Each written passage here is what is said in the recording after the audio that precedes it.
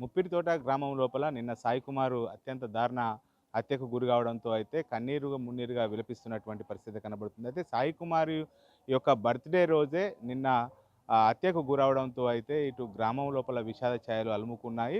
ప్రస్తుతం మనము సుల్తానాబాదు వద్ద ఉన్నటువంటి ప్రభుత్వ ఆసుపత్రి వద్ద ఉన్నాము. ప్రత్యక్ష సాక్షి ఉన్నాడు. అసలు ఏం జరిగింది నిన్న? అంటే ఏ టైంలో జరిగింది? నిన్న 4-10 అవుతుంది కదా సార్. 10 గంటల సమయంలో మేము బర్త్డే సెలబ్రేషన్ చేసుకున్నాం. చేసుకొని అక్కడ కూర్చొని ఉన్నాం. ఇంటికి వెళ్ళిపోదామని అక్కడ కూర్చొని ఉన్నాక ఒక ఆయన బైక్ వేసుకొని వచ్చిండు. ఎక్సెల్ బైక్ వేసుకొని వచ్చి అక్కడ ఆపి మేము ముగ్గురం కూర్చుంటే సాయి కుమార్ని గుర్తించి గొడ్డలతో దాడి చేసిండు ఎవరి పైన.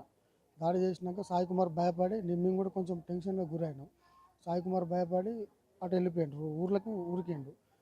సాయి కుమార్ వెంబడి ఆయన కూడా గుడ్డలు అందుకొని వెళ్ళిపోయిండు అక్కడికి. వెళ్ళిపోయినాక నేను అక్కడ మళ్ళీ వాళ్ళ వెనక వెళ్ళేసరికి నేను ఆల్రెడీ గుడ్డలతో దాడి చేసిండు. కళ్ళ ముందరనే జరిగింది. అంటే ఎంతమంది ఉన్నారు ఇప్పుడు సాయి కుమార్‌ను గొడ్డలితో నరికేటప్పుడు? ఆయన ఒక్కడే కనబడ్డాడా? ఇంకా ఎవరైనా? ఆయన ఒక్కడే కనబడ్డాడు సార్ అక్కడ.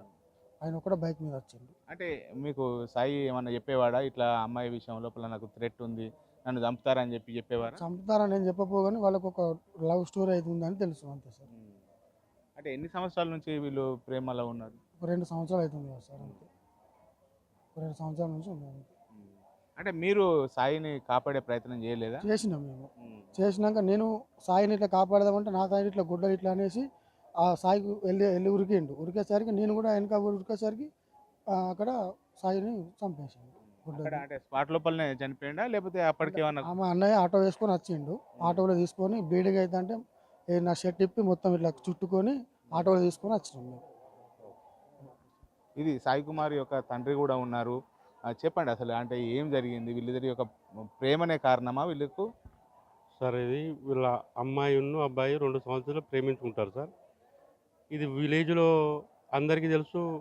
వాళ్ళ కులంలో, మా కులంలో అందరికీ తెలుసు సార్. విలేజ్ మొత్తం తెలుసు సార్.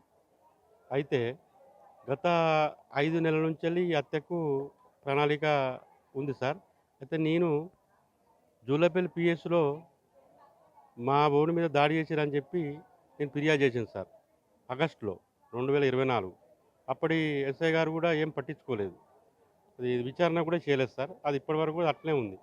తర్వాత వచ్చేసి నిన్న 1 గంట నుంచెల్లే నాకు కొంచెం ఇన్ఫర్మేషన్ ఉంది. నేను అలర్ట్ అవుతున్నా సార్. అలర్ట్ అయ్యేసరికి రాత్రి 8:30 వరకు వాళ్ళ ఫ్రెండ్స్‌ను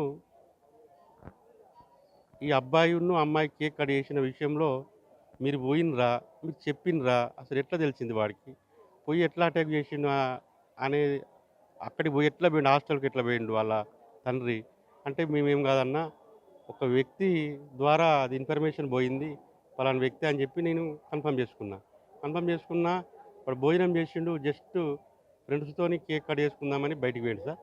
బయటికి పోయినాక మా తమ్ముడు వాళ్ళ ఫ్రెండ్స్ ఇంకొక 6-7 ఉన్నారు సార్.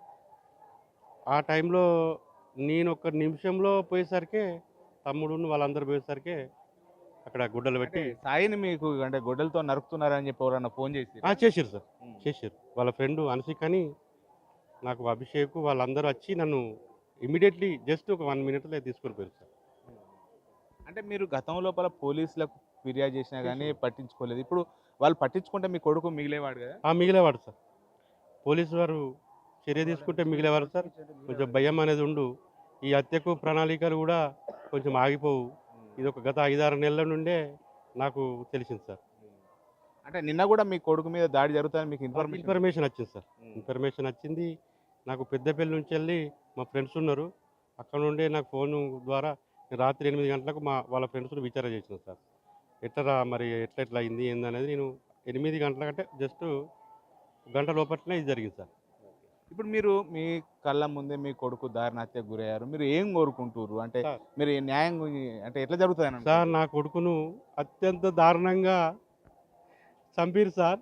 వాళ్లకు వాళ్ళ ఆత్మశాంతి జరగాలని కోరుకుంటాను సార్. నాకు న్యాయం జరగాలి, వాళ్ళు కూడా వాళ్ళకి మరణ శిక్షణ పడేటట్టు చేయాలి సార్. నేను కోరుకునేది అదే సార్. ఈ సంఘటన ఇంకా వేరే వాళ్ళకి జరగకుండా కాపాడు సార్. ఇది మొత్తానికైతే తన కొడుకులాగా ఇంకా వేరే వ్యక్తి కూడా ఇలా జరగవద్దు. ఎందుకంటే గతం లోపల కూడా పోలీసులకు చాలాసార్లు ఫిర్యాదు చేశాను.